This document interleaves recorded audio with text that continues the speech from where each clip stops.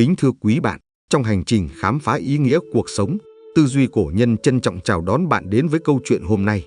Chúng tôi nguyện mang ánh sáng triết lý cổ xưa, chúc bạn an lạc và trọn vẹn niềm vui. Hành trình này sẽ dẫn bạn đến chân lý, lòng biết ơn mở lối giàu có tâm hồn, vượt xa của cải vật chất. Hãy cùng đăng ký kênh Tư duy cổ nhân, bật chuông thông báo để không bỏ lỡ những chia sẻ sâu sắc. Mời bạn lắng lòng, khám phá càng biết ơn, càng giàu có. 1. Định nghĩa về sự giàu có thực sự. Trong dòng chảy bất tận của cuộc sống, con người thường mải miết chạy theo những định nghĩa hời hợt về sự giàu có. Họ tưởng rằng giàu có là khi két sắt đầy ắp vàng, khi những căn biệt thự lộng lẫy vươn mình giữa phố thị, hay khi những chiếc xe hơi bóng loáng lướt qua ánh mắt ngưỡng mộ của đám đông. Nhưng, hỡi ôi, liệu đó có phải là tất cả? Cổ nhân từng dạy rằng sự giàu có chân thật không nằm ở những con số trong tài khoản ngân hàng, mà ẩn sâu trong sự thanh thản của tâm hồn, trong trái tim biết đủ và nụ cười an nhiên trước gió sương cuộc đời. Hãy thử tưởng tượng một người sở hữu gia tài cách xù, sống trong nhung lụa, ăn cao lương mỹ vị, nhưng tâm trí lại chẳng phút giây nào yên. Họ thấp thỏm lo sợ mất đi những gì đang có, đêm đêm trằn trọc trên chiếc giường êm ái, đầu óc nặng trĩu bởi những toan tính giữ gìn của cải. Họ sợ bị cướp đoạt, sợ thua kém, sợ ngày mai tài sản hao hụt. Dù căn nhà họ ở nguy nga như cung điện, dù bữa ăn được bày biện tinh hoa, lòng họ vẫn trống rỗng, như một chiếc ly thủy tinh lộng lẫy nhưng chẳng chứa nổi chút bình yên. Liệu đó có phải là giàu có? Một tâm hồn bất an, một trái tim luôn khao khát thêm nữa, liệu có thể gọi là sung túc?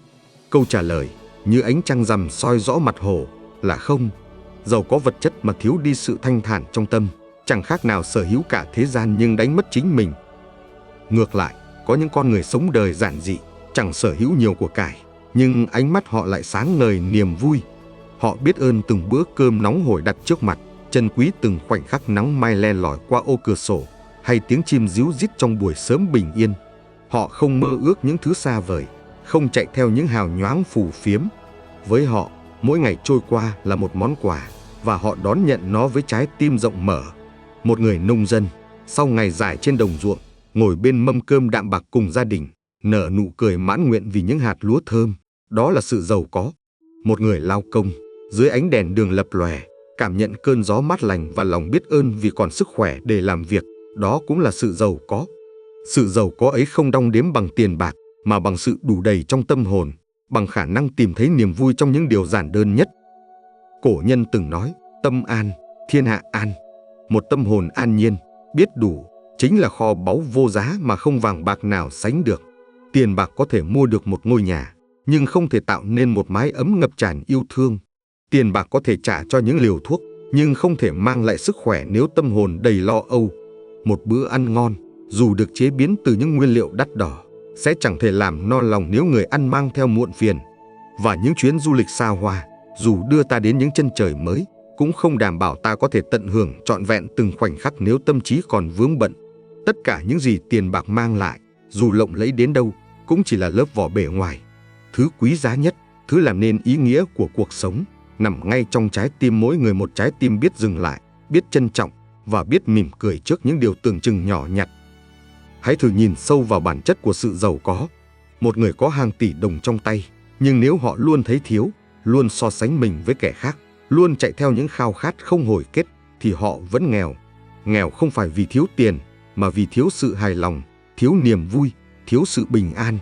Ngược lại, một người dù chỉ có đôi bàn tay trắng và một mái nhà đơn sơ, nhưng biết ơn từng giọt nước mắt, từng ánh nắng ban mai, từng nụ cười của người thân, thì họ đã giàu hơn vạn người. Sự giàu có của họ không nằm ở vật chất, mà ở cách họ nhìn nhận cuộc sống. Họ không để lòng mình bị trói buộc bởi tham ái, không để tâm trí mình chìm trong lo toan. Họ sống, và họ sống thật sự, với một tâm hồn tự do và một trái tim tràn đầy ánh sáng. Triết lý cổ nhân dạy rằng, người biết đủ, dù ngủ trên đất cũng thấy an. Người không biết đủ, dù nằm trong cung vàng cũng chẳng thỏa. Sự giàu có thực sự không phải là có bao nhiêu, mà là cảm thấy đủ với những gì mình có. Một người biết dừng lại để ngắm nhìn bầu trời xanh, để cảm nhận hơi thở của mình, để trân trọng những khoảnh khắc bên người thân, người ấy đã sở hữu kho báu mà không tiền bạc nào mua được. Họ không cần phải sở hữu cả thế giới để cảm thấy hạnh phúc, bởi hạnh phúc của họ đã nở rộ ngay trong tâm hồn, như đóa sen vươn lên từ bùn lầy mà vẫn tỏa hương thanh khiết. Vậy, sự giàu có chân thật là gì? là khi ta thức dậy mỗi sáng và mỉm cười vì còn được sống, còn được yêu thương, còn được trải nghiệm, là khi ta ngồi bên mâm cơm đạm bạc nhưng lòng tràn đầy ấm áp vì có gia đình sẻ chia, là khi ta đối diện với khó khăn nhưng thay vì oán thán, ta chọn học hỏi và trưởng thành.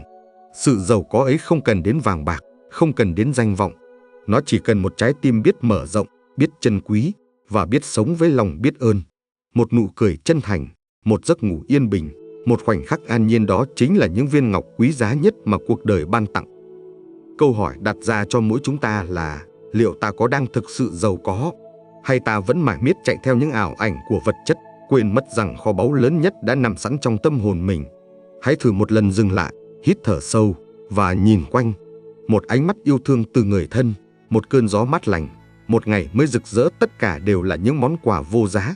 Nếu ta biết trân trọng chúng, ta đã là một trong những người giàu có nhất thế gian. Và khi ấy, ta sẽ nhận ra rằng sự giàu có không phải là đích đến, mà là hành trình sống với một tâm hồn rộng mở, một trái tim biết đủ và một nụ cười luôn sẵn sàng nở trên môi. Nếu bạn thấy nội dung này ý nghĩa, đừng quên đăng ký kênh để đón xem nhiều video hay hơn nhé. 2. Câu chuyện về lòng biết ơn qua hình ảnh muỗng muối.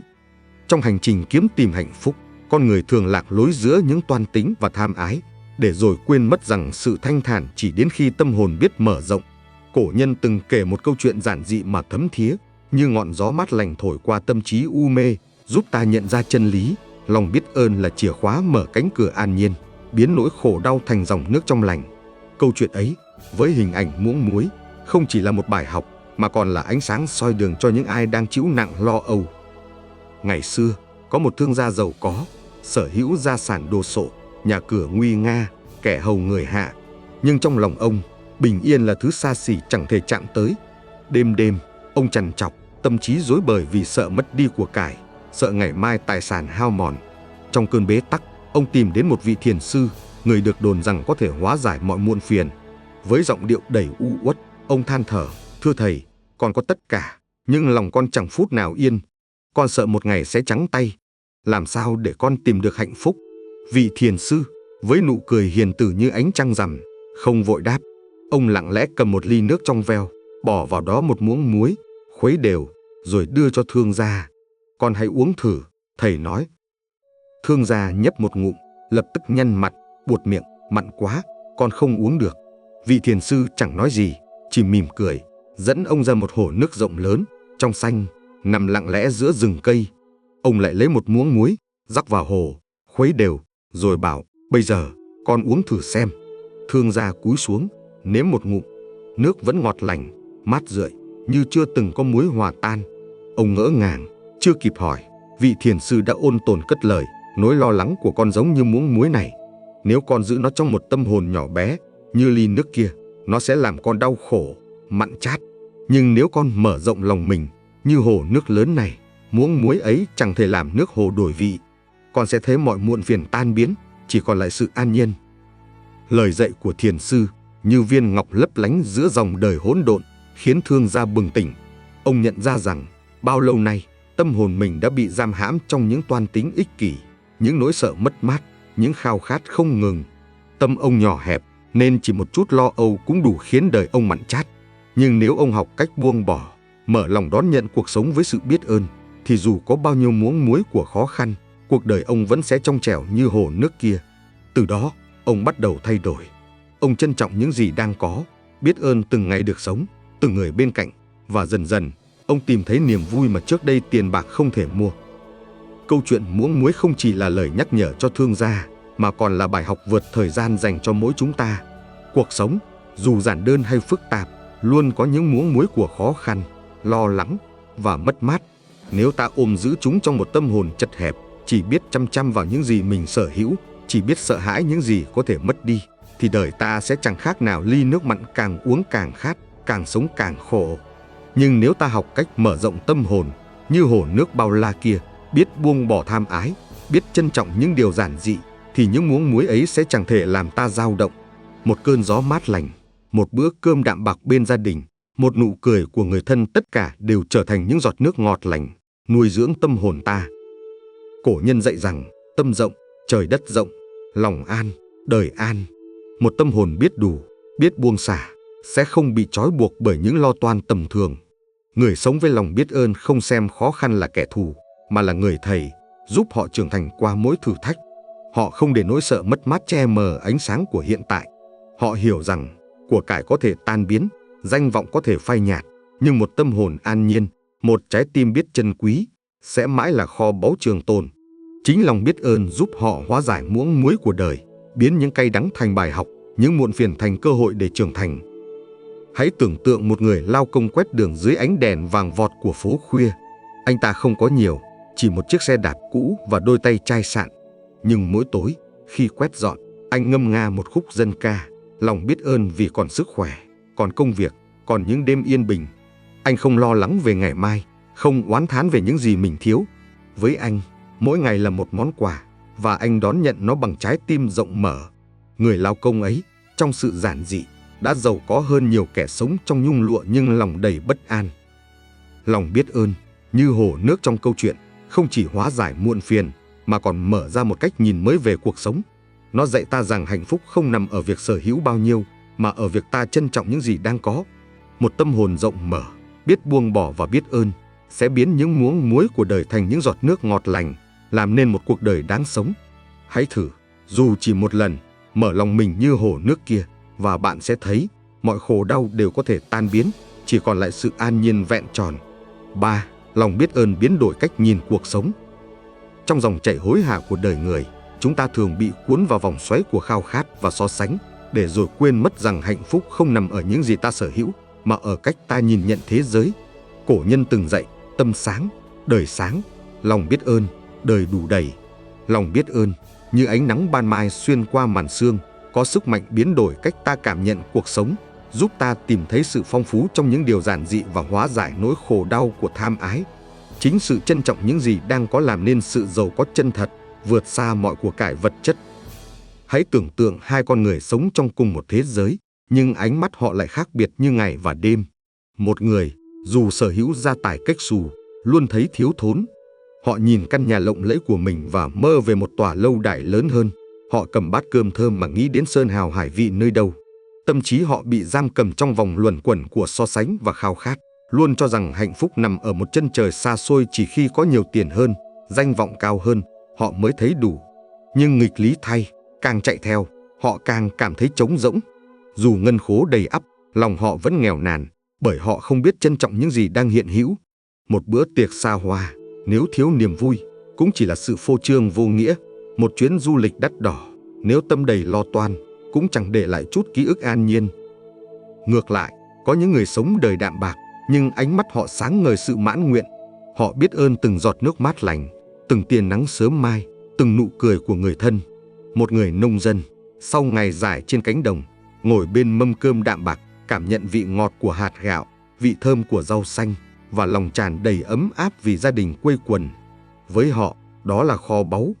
Một người thợ may, trong căn phòng nhỏ, khâu từng đường kim và mỉm cười vì còn sức khỏe để lao động, còn khách hàng tin cậy, đó là hạnh phúc. Họ không mơ những thứ xa vời, không để lòng mình bị cuốn vào cơn lốc tham ái. Họ sống, và sống thật sự, với trái tim biết đủ và tâm hồn tự do. Sự giàu có của họ không đong đếm bằng vàng bạc, mà bằng sự an nhiên trong từng khoảnh khắc. Lòng biết ơn, như dòng suối trong lành, rửa trôi những muộn phiền của tâm hồn. Nó dạy ta rằng hạnh phúc không phải là đích đến, mà là hành trình trân trọng những gì ta đang có, dù ít hay nhiều. Một người biết ơn không chỉ chấp nhận hiện tại, mà còn tìm thấy ý nghĩa trong đó. Họ không ngừng phấn đấu cho những điều tốt đẹp hơn, nhưng không để ước mơ tương lai che mờ ánh sáng của hôm nay. Khi biết ơn một ngày mới bắt đầu, ta đã giàu có hơn những kẻ sống trong đau khổ, oán trách số phận. Khi trân trọng một bữa cơm đơn sơ nhưng ấm áp, ta hạnh phúc hơn những người ăn cao lương mỹ vị mà lòng đầy phiền não. Khi mỉm cười trước khó khăn, xem nhẹ được mất, ta đã vượt qua những kẻ mải miết chạy đua với đời mà chẳng biết điểm dừng. Cổ nhân từng nói, người biết đủ, dù nghèo cũng vui, người không biết đủ, dù giàu cũng khổ. Lòng biết ơn không phải là sự cam chịu hay từ bỏ khát vọng, mà là sự cân bằng giữa nỗ lực và trân quý. Nó giúp ta nhận ra rằng cuộc sống vốn dĩ không thiếu thốn, chỉ là lòng ta chưa đủ rộng mở để đón nhận. Một cơn gió mát giữa ngày hè, một lời hỏi han ấm áp từ bạn bè, một buổi sáng thức dậy còn thấy ánh mặt trời, tất cả đều là những món quà vô giá. Người biết ơn nhìn thấy sự phong phú trong những điều giản dị, biến mỗi ngày thành một ngày đáng sống. Họ không để tâm mình bị trói buộc bởi những gì chưa có, mà tập trung vào những gì đang hiện hữu, từ đó tìm thấy niềm vui và sự đủ đầy.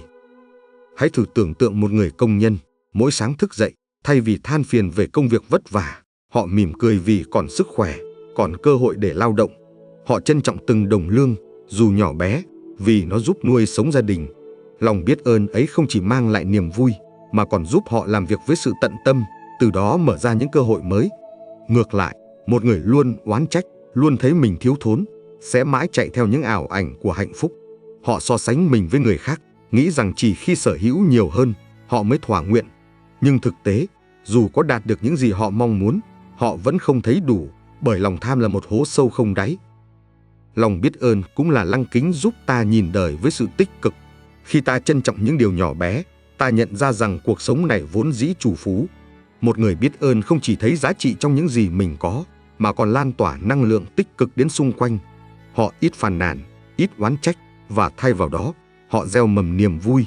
Một lời cảm ơn chân thành, một nụ cười giản dị có thể khiến người khác cảm thấy được trân trọng, từ đó xây dựng những mối quan hệ bền chặt. Lòng biết ơn, vì thế, không chỉ là món quà cho chính mình, mà còn là ánh sáng soi đường cho những người xung quanh. Cuộc đời như một bức tranh, được vẽ nên bởi cách ta chọn nhìn. Người biết ơn vẽ bức tranh của mình bằng những gam màu rực rỡ, dù chỉ với những nét bút giản đơn. Họ không chờ đợi một ngày hoàn hảo để hạnh phúc, mà tìm thấy hạnh phúc trong những khoảnh khắc không hoàn hảo. Một người biết ơn, dù đứng giữa giông bão, vẫn thấy ánh sáng của hy vọng. Họ hiểu rằng mỗi thử thách là một bài học, mỗi khó khăn là một cơ hội để trưởng thành. Lòng biết ơn không chỉ biến đổi cách ta nhìn cuộc sống, mà còn biến đổi chính con người ta, từ một kẻ mải miết đuổi theo ảo ảnh thành một người biết sống, biết yêu và biết đủ. Vậy, bạn đang nhìn đời qua lăng kính nào? Là lăng kính của thiếu thốn hay lăng kính của biết ơn? Hãy thử, dù chỉ một lần, dừng lại và cảm nhận.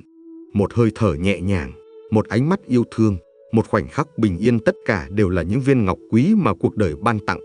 Khi bạn biết ơn, bạn sẽ nhận ra rằng mình không hề thiếu thốn, mà chỉ là chưa thấy sự phong phú trong những điều giản dị quanh mình. Lòng biết ơn, như ngọn lửa sưởi ấm tâm hồn, sẽ dẫn bạn đến sự giàu có chân thật, sự giàu có của một cuộc đời an nhiên và ý nghĩa. 4. Sức mạnh lan tỏa của lòng biết ơn. Trong hành trình dệt nên ý nghĩa cuộc đời, lòng biết ơn không chỉ là ngọn lửa sưởi ấm tâm hồn mỗi người, mà còn là làn gió mát lành lan tỏa, chạm đến những trái tim xung quanh. Cổ nhân dạy rằng, một tâm hồn biết ơn, như hoa sen tỏa hương, không chỉ tự mình thanh khiết mà còn làm thơm ngát cả không gian. Lòng biết ơn không chỉ mang lại bình an cho bản thân, mà còn gieo mầm yêu thương, kết nối con người, và biến những khoảnh khắc giản dị thành những viên ngọc quý, lấp lánh giữa dòng đời hối hả. Hãy tưởng tượng một người thức dậy mỗi ngày với lòng trân trọng, họ cảm ơn ánh nắng ban mai, cảm ơn bữa cơm đạm bạc, cảm ơn những người thân yêu vẫn hiện diện trong đời. Lòng biết ơn ấy, như dòng suối trong veo, không chỉ làm tâm hồn họ tươi mới, mà còn lan tỏa đến những người xung quanh. Một lời cảm ơn chân thành dành cho người đồng nghiệp, một cái ôm ấm áp trao cho cha mẹ, hay một nụ cười dịu dàng với người lạ, những hành động nhỏ bé ấy, xuất phát từ lòng biết ơn, có sức mạnh làm tan chảy băng giá của sự vô cảm, khơi dậy sự chân thành trong các mối quan hệ. Người biết ơn, vì hiểu giá trị của từng điều nhỏ nhặt, thường đối xử với người khác bằng sự tử tế và tôn trọng. Họ ít phàn nàn, ít oán trách, và thay vào đó, họ gieo những hạt giống tích cực, làm cuộc sống quanh họ trở nên ấm áp và ý nghĩa hơn. Lòng biết ơn, như ánh sáng từ ngọn nến nhỏ, không chỉ soi sáng cho chính nó mà còn thắp lên hy vọng cho những người lân cận. Một người biết ơn thường mang trong mình năng lượng tích cực, khiến họ trở thành nguồn cảm hứng. Hãy nghĩ về một người mẹ, dù vất vả sớm hôm, vẫn mỉm cười cảm ơn con cái vì những việc nhỏ như giúp rửa bát hay kể một câu chuyện vui. Nụ cười ấy, lời cảm ơn ấy, không chỉ làm trái tim đứa trẻ rực rỡ, mà còn dạy chúng biết trân trọng và yêu thương. Tương tự, một người đồng nghiệp biết ơn sự hỗ trợ của bạn, dù chỉ là một lời góp ý nhỏ, sẽ khiến bạn cảm thấy được trân trọng, từ đó khơi dậy động lực để tiếp tục sẻ chia. Lòng biết ơn, vì thế, không bao giờ là con đường một chiều, nó là vòng tuần hoàn của yêu thương, càng cho đi, càng nhận lại nhiều hơn. Cổ nhân từng nói, người biết ơn, như cây xanh tỏa bóng, che mát cho đời. Một trong những điều kỳ diệu của lòng biết ơn là khả năng xây dựng và nuôi dưỡng các mối quan hệ bền chặt. Khi ta trân trọng những người bên cạnh, gia đình, bạn bè hay thậm chí những người xa lạ từng giúp ta một lần, ta không chỉ làm sâu sắc thêm tình cảm, mà còn tạo nên một mạng lưới yêu thương vững chắc. Hãy thử nghĩ về người cha lặng lẽ lo lắng cho con, dù chẳng nói ra, hay người bạn luôn sẵn sàng lắng nghe khi ta cần một bờ vai. Nếu ta xem sự hiện diện của họ là hiển nhiên, ta có thể vô tình bỏ qua giá trị của họ. Nhưng nếu ta biết ơn, ta sẽ trân trọng từng khoảnh khắc bên họ, và chính điều đó làm nên ý nghĩa của cuộc đời. Một lời cảm ơn, một cái ôm, hay một tin nhắn động viên, dù nhỏ bé, cũng có thể khiến người khác cảm thấy được yêu thương, từ đó đáp lại bằng sự chân thành. Hơn thế nữa, lòng biết ơn giúp ta hóa giải những khó khăn, biến chúng thành những bài học quý giá. Một người từng thất bại trong kinh doanh có thể chìm trong oán trách, tự trách mình ngu ngốc. Nhưng nếu họ biết ơn trải nghiệm ấy, họ sẽ nhìn thấy những bài học vô giá về thị trường, về con người, về cách làm việc. Nhờ lòng biết ơn, họ đứng dậy, bước đi vững vàng hơn, khôn ngoan hơn, và khi thành công, họ nhận ra rằng những vấp ngã trước đây chính là nền tảng cho ngày hôm nay. Tương tự, một người từng bị tổn thương trong tình yêu có thể đau đớn, mất niềm tin. Nhưng nếu biết ơn, họ sẽ thấy rằng nỗi đau ấy đã dạy họ yêu thương bản thân hơn, chọn người phù hợp hơn. Khi gặp được người xứng đáng, họ sẽ mỉm cười, cảm ơn những vết sẹo cũ, bởi chúng đã dẫn họ đến hạnh phúc thật sự. Lòng biết ơn cũng là chìa khóa để ta yêu thương chính mình. Khi ta biết ơn bản thân vì những nỗ lực, những sai lầm, những bài học, ta ngừng trách móc quá khứ, thay vào đó là học cách trân trọng hành trình của mình. Một người biết ơn chính mình sẽ không so sánh bản thân với người khác, không để những thiếu sót làm lu mờ giá trị của họ. Họ hiểu rằng mỗi bước đi, dù đúng hay sai, đều là một phần của bức tranh cuộc đời. Lòng biết ơn ấy, như ngọn gió thổi tan mây mù, giúp ta tìm thấy sự tự tin và bình an trong tâm hồn. Cuộc đời, như một khu vườn, sẽ nở hoa rực rỡ nếu ta tưới tắm nó bằng lòng biết ơn. Khi ta trân trọng những người xung quanh, ta không bao giờ cảm thấy cô đơn, bởi ta biết rằng mình luôn được yêu thương theo một cách nào đó. Khi ta biết ơn những khó khăn, ta không còn xem chúng là kẻ thù, mà là người thầy, giúp ta trưởng thành và mạnh mẽ hơn. Và khi ta biết ơn chính mình, ta trở thành người làm chủ số phận, sống với một tâm thế vững vàng trước mọi biến cố. Lòng biết ơn, vì thế, không chỉ là món quà cho bản thân, mà còn là ánh sáng lan tỏa, làm đẹp cho đời và cho người. Hãy thử, dù chỉ một lần, sống với lòng biết ơn. Cảm ơn người thân vì sự hiện diện của họ, cảm ơn bạn bè vì những sẻ chia, cảm ơn chính mình vì đã kiên cường bước đi. Bạn sẽ thấy rằng, những hành động nhỏ bé ấy có sức mạnh to lớn, không chỉ làm tâm hồn bạn an nhiên, mà còn lan tỏa yêu thương đến những người xung quanh. Lòng biết ơn, như dòng sông không ngừng chảy, sẽ dẫn bạn đến một cuộc đời trù phú, nơi hạnh phúc không chỉ là đích đến, mà là từng khoảnh khắc bạn đang sống. Kính thưa quý vị và các bạn, nếu quý vị đã lắng nghe đến đây, tôi tin rằng chương trình phần nào đã mang lại những giá trị nhất định. Trước khi tiếp tục, rất mong quý vị có thể để lại đôi dòng cảm nhận hoặc nhận xét ở phần bình luận bên dưới. Nếu cảm thấy nội dung chương trình ý nghĩa, xin đừng ngần ngại chia sẻ để ủng hộ kênh và góp phần lan tỏa những giá trị tốt đẹp đến với mọi người. Chúc quý vị và các bạn có những phút giây lắng nghe thật trọn vẹn và ý nghĩa. 5. Biết ơn thu hút điều tốt đẹp. Cuộc sống, như một bản nhạc vô hình, luôn phản hồi theo nhịp điệu của tâm hồn. Cổ nhân dạy, lòng biết ơn, như nam châm, thu hút những điều tốt đẹp, oán trách, như mây đen, che mờ ánh sáng đời. Lòng biết ơn không chỉ là chìa khóa mở ra sự an nhiên, mà còn là năng lượng kỳ diệu, biến những điều giản dị thành kho báu, kéo theo những cơ hội và niềm vui bất ngờ. Khi ta trân trọng những gì đang có, vũ trụ dường như đáp lại, ban tặng ta nhiều hơn không chỉ là vật chất, mà là sự đủ đầy của tâm hồn. Hãy tưởng tượng một người sống với tâm thế oán thán, luôn nhìn vào những gì mình thiếu. Họ ước có một chiếc xe hơi, rồi mơ một căn nhà lớn hơn, và khi đạt được, họ lại so sánh với người khác, khao khát những thứ xa vời hơn. Cảm giác thiếu thốn ấy, như một vòng luẩn quẩn, giam cầm họ trong sự bất mãn. Dù sở hữu nhiều tiền bạc, họ vẫn nghèo về niềm vui, nghèo về bình an. Ngược lại, một người biết ơn, dù chỉ có đôi bàn tay trắng, lại thấy đời mình phong phú. Họ trân trọng từng bữa cơm, từng nụ cười, từng ngày được sống. Lòng biết ơn ấy, như hạt giống gieo trên đất lành, nảy mầm thành những cơ hội, những mối quan hệ và những khoảnh khắc hạnh phúc mà họ không ngờ tới. Câu chuyện về một người đàn ông nghèo khó là minh chứng sống động cho sức mạnh của lòng biết ơn. Anh từng sống trong tủi hờn, than trách số phận bất công, cho rằng mình kém may mắn. Cuộc đời anh, vì thế, chìm trong bóng 12 giờ trưa, thứ Hai, 17 tháng 4 2025, dường như cũng đáp lại sự u ám của tâm hồn anh. Công việc trắc trở, các mối quan hệ nhạt nhòa. Nhưng một ngày, anh quyết định thay đổi. Thay vì đắm mình trong oán trách, anh bắt đầu trân trọng những điều nhỏ bé. Một ngày mới để sống, đôi chân để bước đi, đôi tay để làm việc, một bữa ăn giản dị nhưng no đủ. Mỗi sáng, anh mỉm cười, cảm ơn vì còn hơi thở, còn cơ hội để cố gắng. Dần dần, điều kỳ diệu xảy ra. Anh trở nên vui vẻ hơn, làm việc với sự tận tâm, và những cơ hội mới bất ngờ xuất hiện. Chẳng bao lâu, anh không chỉ cải thiện đời sống vật chất, mà còn tìm thấy hạnh phúc trọn vẹn. Một sự giàu có không chỉ nằm ở tiền bạc, mà ở sự an nhiên trong tâm hồn. Điều gì đã tạo nên sự thay đổi ấy? Không phải phép màu, cũng không phải may mắn ngẫu nhiên, mà là sự chuyển hóa trong tư duy. Khi anh tập trung vào những điều tốt đẹp, anh bắt đầu nhìn thấy cơ hội ngay cả trong khó khăn. Khi anh trân trọng công việc, anh làm việc với niềm vui, từ đó được đồng nghiệp và khách hàng quý mến, mở ra những cánh cửa mới. Khi anh biết ơn những người xung quanh, họ đáp lại bằng sự chân thành, làm sâu sắc thêm các mối quan hệ. Lòng biết ơn như ngọn gió thổi tan mây mù, giúp anh thấy rằng cuộc sống không hề thiếu thốn, mà tràn đầy những món quà đang chờ được khám phá. Lòng biết ơn hoạt động như một quy luật vô hình nhưng đầy quyền năng.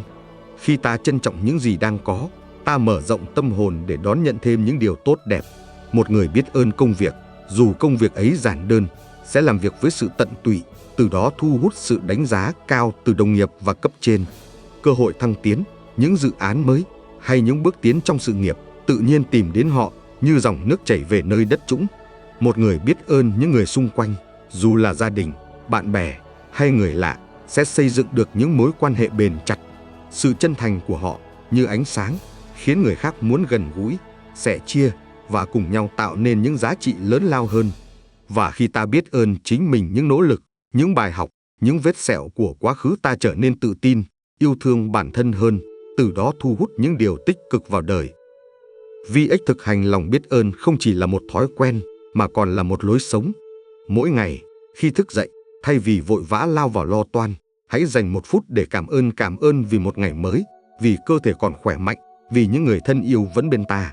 Khi ăn một bữa cơm, hãy trân trọng từng hạt gạo, từng món ăn, bởi không phải ai cũng may mắn có được sự đủ đầy ấy. Khi trò chuyện với người thân, hãy cảm ơn vì họ vẫn ở đó, lắng nghe và chia sẻ. Những hành động nhỏ bé này, như những giọt nước tưới tắm khu vườn tâm hồn, sẽ khiến cuộc sống của ta ngày càng xanh tươi. Lòng biết ơn không có nghĩa là ngừng phấn đấu hay từ bỏ mục tiêu. Ngược lại, nó là nền tảng cho một hành trình vững vàng. Khi ta biết ơn, ta không bị cuốn vào sự so sánh hay ganh đua vô nghĩa. Ta tập trung vào con đường của mình, với tâm thế bình an và niềm vui. Dù đạt được bao nhiêu, ta vẫn cảm thấy trọn vẹn, bởi lòng biết ơn giúp ta thấy rằng hạnh phúc không nằm ở đích đến, mà ở từng bước đi. Hãy thử sống một ngày với lòng biết ơn. Cảm ơn cơ thể đã giúp ta di chuyển, làm việc, cảm nhận thế giới. Cảm ơn những thử thách, bởi chúng rèn giũa ta mạnh mẽ hơn. Cảm ơn những người xung quanh, dù mang đến niềm vui hay bài học, bởi họ giúp ta trưởng thành. Khi ta thay đổi cách nhìn, cuộc sống cũng sẽ đáp lại. Vũ trụ như một tấm gương, phản chiếu năng lượng ta phát ra. Khi ta sống với lòng biết ơn, ta sẽ nhận được nhiều hơn, không chỉ là vật chất, mà là niềm vui, sự bình an và ý nghĩa thực sự của cuộc đời. Người biết ơn không chờ đợi một cuộc sống hoàn hảo để hạnh phúc. Họ tìm thấy hạnh phúc ngay trong những điều chưa hoàn hảo, từ một buổi sáng yên bình đến một nụ cười của người thân. Lòng biết ơn như chìa khóa mở ra cánh cửa của sự đủ đầy, giúp ta nhận ra rằng ngay lúc này ta đã giàu có hơn mình nghĩ, giàu có trong yêu thương, trong trải nghiệm và trong những khoảnh khắc giản dị mà cuộc đời ban tặng. 6. Thực hành lòng biết ơn hàng ngày.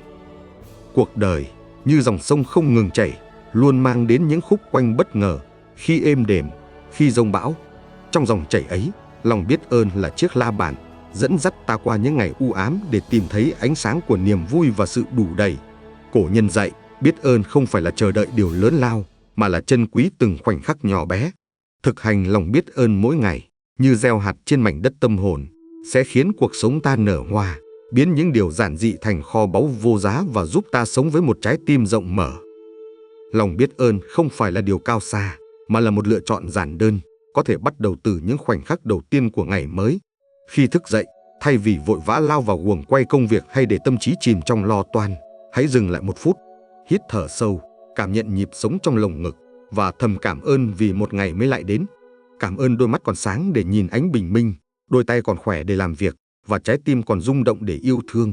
Chỉ một suy nghĩ biết ơn ấy, như ngọn gió mát lành, có thể thổi tan mây mù của muộn phiền, mở ra một ngày tràn đầy năng lượng và hy vọng. Khi ngồi vào bàn ăn, dù là một bữa cơm đạm bạc hay một mâm cỗ thịnh soạn, hãy trân trọng từng hạt gạo, từng món ăn.